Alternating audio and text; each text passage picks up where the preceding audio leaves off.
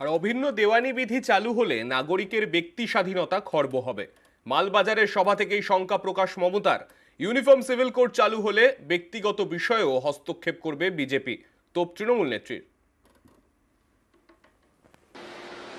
এরপরে তো শুনছি ইউনিফর্ম সিভিল কোড করবে, অর্থাৎ মুসলিমদের বিয়ের পদ্ধতি আলাদা, হিন্দুদের বিয়ের পদ্ধতি আলাদা, হিন্দুদের মধ্যে নানা ধর্ম ট্রাইবালদের পদ্ধতি আলাদা, তপশিলীদের পদ্ধতি আলাদা, রাজবংশীদের পদ্ধতি আলাদা, আদিবাসীদের পদ্ধতি আলাদা, খ্রিস্টানদের পদ্ধতি আলাদা।